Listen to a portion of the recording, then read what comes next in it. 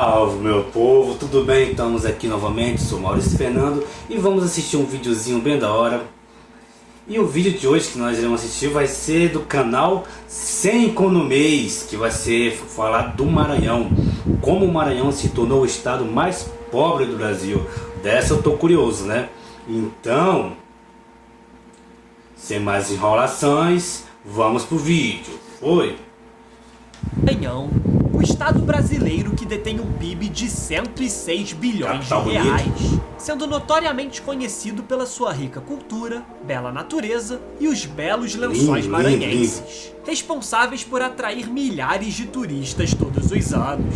No entanto, o estado mantém alguns dos piores indicadores sociais do Brasil, possuindo também o menor IDH e a menor expectativa de vida da nação, além de ser o estado que mantém a maior proporção de pessoas vivendo em estado de extrema pobreza no Brasil, com quase 21% da sua população de 7 milhões de habitantes vivendo nessas condições. Além disso, a sua limitada economia tem garantido décadas de atraso econômico frente ao restante da federação, intensificando a sua enorme desigualdade social. Esse negócio do atraso, cara, eu coloco muita culpa no povo também, cara, que elege sempre os mesmos governantes, cara, é foda, mas... Tendo o segundo menor salário médio do país, atrás apenas do Piauí. E nesse vídeo, vamos entender como o Maranhão se tornou o estado mais pobre do Brasil e quais desafios o estado enfrenta para mudar essa situação.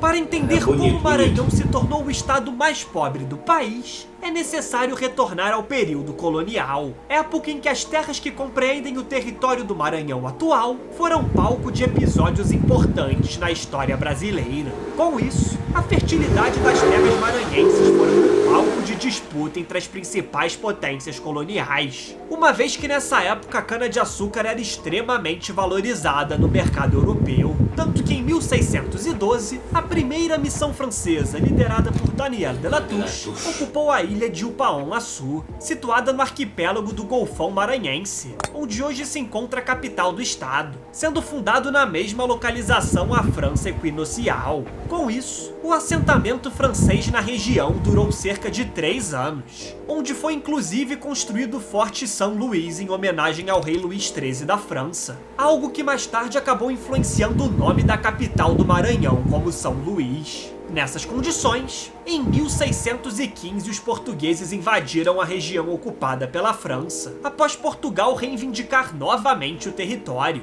E após a expulsão do assentamento francês, o governo português passou a dar mais atenção à região, criando em 1621 a divisão territorial que permitiu o surgimento do estado do Maranhão, que detinha certa autonomia política e econômica dos portugueses. Naquele momento em diante, o estado se tornou um importante polo de produção agrícola e um exportador em potencial de produtos como algodão e cana-de-açúcar. Contudo, essa relevância econômica e estratégica que o Maranhão apresentava também foi fundamental por impulsionar os conflitos que passaram a surgir principalmente com as invasões holandesas. Nesse contexto, quando a Holanda passou a invadir parte do território nordeste do Brasil em 1624, incluindo parte das terras maranhenses no ano de 1641, isso acabou sendo algo muito importante para a região, pois a Holanda buscava expandir o seu mercado de produção açucareira, e a fertilidade que as terras do estado ofereciam na época foram determinantes para os investimentos holandeses na região entre os anos de 1641 e 1644, aprimorando a produção de algodão e investindo no aperfeiçoamento da produção de açúcar no estado. Apesar disso, os efeitos dos investimentos na Holanda foram interrompidos pela revolta de colonos na região e o sucesso das tropas portuguesas em expulsar a ocupação estrangeira. E também é válido mencionar que, mesmo com o Maranhão sendo reintegrado ao Império Português, o estado veio a se desenvolver com mais notoriedade a partir de 1750, quando o Marquês de Pombal se tornou o primeiro-ministro de Portugal e acabou modernizando a estrutura administrativa e econômica da colônia. E o Maranhão foi muito beneficiado com essa modernização, experimentando avanços econômicos significativos com a criação da Companhia Geral de Comércio do Grão-Pará e Maranhão, criada na primeira metade... Junto com o Marquês de Pombal no Maranhão, chegou Sarney. Do século XVIII, e dessa maneira, a companhia foi essencial nas relações econômicas e comerciais entre os estados do Grão-Pará e do Maranhão, uma vez que a empresa detinha o monopólio do comércio entre os dois estados, atuando no envio e transporte de escravos para ambas as regiões, potencializando a produção agrícola com base no cultivo e extração de produtos como arroz, sal, madeira e o algodão com mais intensidade, tanto que a companhia chegou a aumentar cerca de 240 vezes o lucro das exportações de algodão do estado no fim da segunda metade do século XVIII, no contexto da Revolução Industrial. Diante disso, durante a era do Império Brasileiro, o Maranhão manteve um peso significativo no ponto de vista econômico, especialmente com o intenso uso de mão de obra escrava que acabou beneficiando muito o estado, pois como a agricultura era o motor da economia do Maranhão, a necessidade de mão de obra era algo vital para garantir a produção, tanto que entre 1788 e 1842, o estado chegou a receber 3 vezes mais escravos do que o Pará, algo que permitiu a muitos proprietários de terras maranhenses o acesso a uma mão de obra barata e bastante numerosa, aumentando assim a sua produção e gerando lucros cada vez maiores, mantendo-se entre as principais economias do Brasil. Além disso, a localização estratégica do estado entre as regiões norte... Vejam só, das principais economias do país, o estado hoje em dia é com a menor economia. É triste, cara, triste. Nordeste da nação, acabou tornando o Maranhão um importante centro comercial na região, com destaque para a cidade de São Luís com o seu porto natural, que acabou desenvolvendo a cidade como um importante entreposto no comércio marítimo do Império, algo que aumentou consideravelmente a população da capital maranhense, que no ano de 1822 era a 4ª cidade mais populosa do Brasil, ficando atrás apenas do Rio de Janeiro, Salvador e Recife. Com isso, surge a pergunta de como o Maranhão conseguiu se tornar tão pobre.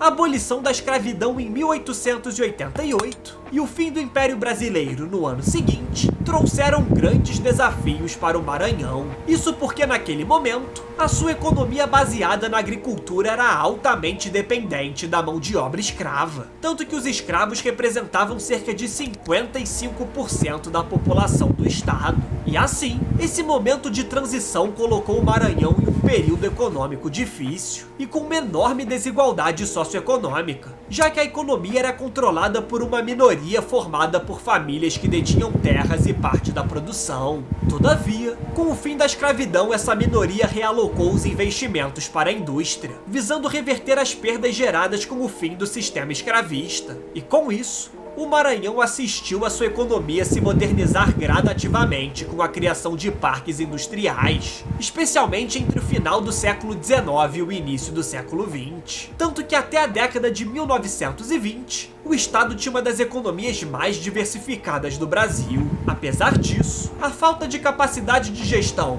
o abandono do governo republicano e a ausência de mão de obra qualificada impediram o avanço substancial da indústria pelo estado, que foi ficando defasado e gradualmente entrou em declínio. Sendo assim, apenas na década de 60 o Maranhão começou a receber investimentos federais mais significativos e dessa maneira buscou modernizar a sua infraestrutura, construindo rodovias, ferrovias e portos, visando conectar o estado com o restante do país e resultando na construção de um dos principais complexos portuários do Brasil, como o Complexo Portuário de Itaqui, localizado em São Luís e inaugurado em 1972, que tornou a cidade alvo de investimentos nos setores industrial, energético e no agronegócio. Logo, a posição estratégica do porto concede ao mercado brasileiro um excelente custo-benefício no transporte de mercadorias, uma vez que está inserido nas principais rotas de comércio do mundo,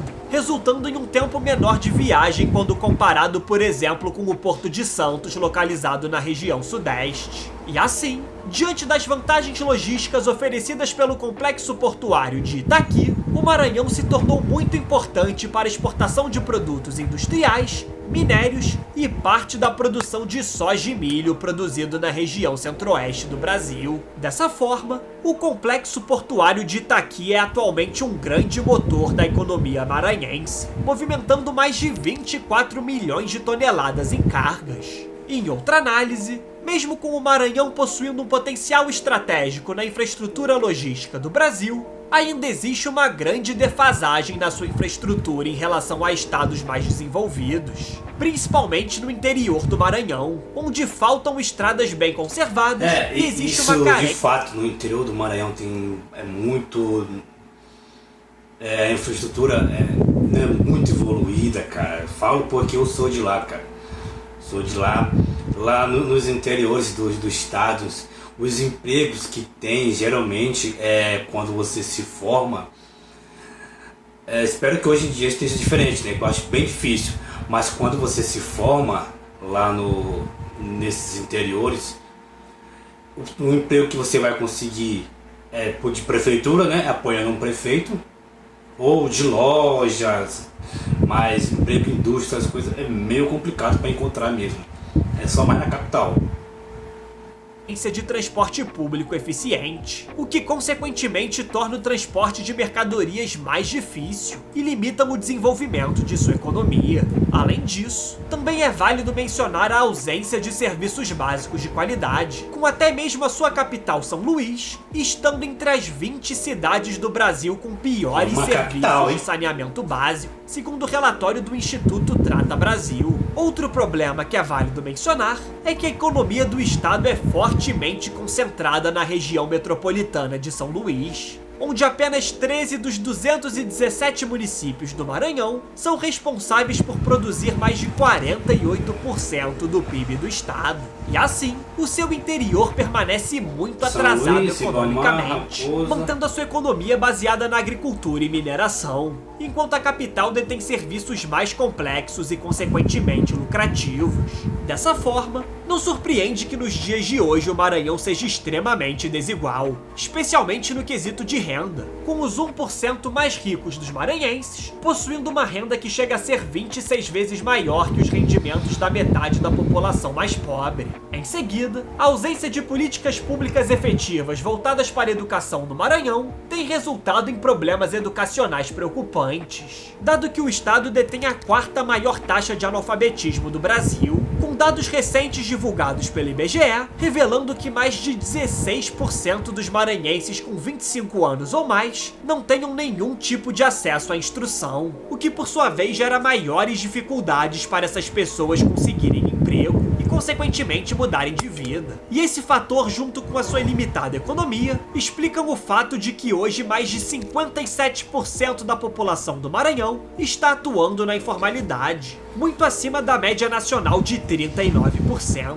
E essas questões são potencializadas com o fato de 70% da população do estado possuir uma renda inferior ao salário mínimo, contribuindo para que o Maranhão tenha alcançado a pior qualidade de vida e seja o menos desenvolvido do Brasil. E mesmo que a população busque mudanças significativas no cenário político, há um forte enraizamento de elites políticas no estado que se perpetuam há décadas e buscam interesses legislando para benefício próprio e para ampliar o seu campo político, enquanto os interesses da população ficam em segundo plano e, consequentemente, permanecem na péssima situação e não conseguem desfrutar dos privilégios da elite maranhense. Portanto, o Maranhão foi durante séculos um dos estados mais promissores do Brasil, mas a ausência de políticas públicas eficientes e a intensa desigualdade de renda condenaram o estado ao atraso de hoje. Com isso, é necessário que o estado passe por uma renovação política, que possa buscar uma diversificação de sua economia, além de investir em infraestrutura,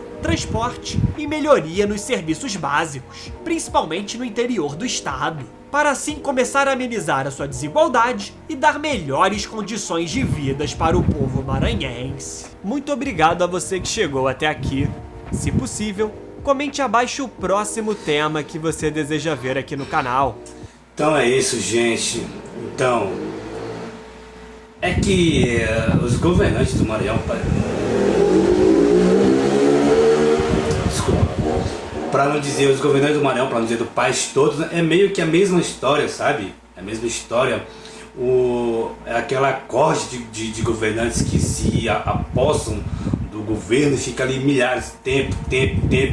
E o pobre fica votando neles sempre votando nas mesmas pessoas, no mesmo candidato, mesmo vendo que não tem nada, entendeu? Que não tá acontecendo nada. Eu passei isso na pele lá, quando eu morei, entendeu? Um exemplo mais recente é o nosso ministro da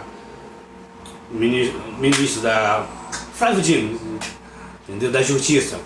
É o nosso ministro da Justiça, que lá ele foi na última eleição que ele foi eleito governador, ele foi eleito no primeiro turno, sendo que é um cara que não fez nada, cara, não fez nada, mas o que? Tem um monte de baba-ovo que não sei de onde é que eles arranjam tanto tempo para babar, sendo que o Estado tá uma calamidade, tá uma bosta para ser mais específico, entendeu?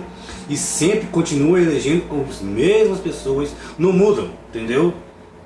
Então, é isso que acontece, entendeu? É um núcleo político que só se importa com eles e ficar jogando mentiras, entendeu? Acusando outras pessoas, outros políticos, entendeu? E é isso. Espero que vocês tenham gostado do vídeo, né? Curta, comenta, compartilha aí, dá uma ajuda pra nós, se inscreva no canal. O link do canal do Mano vai estar aqui na descrição, caso você queira acompanhar, né? E vá, que é um canal muito interessante, entendeu? Então, até a próxima. Fui!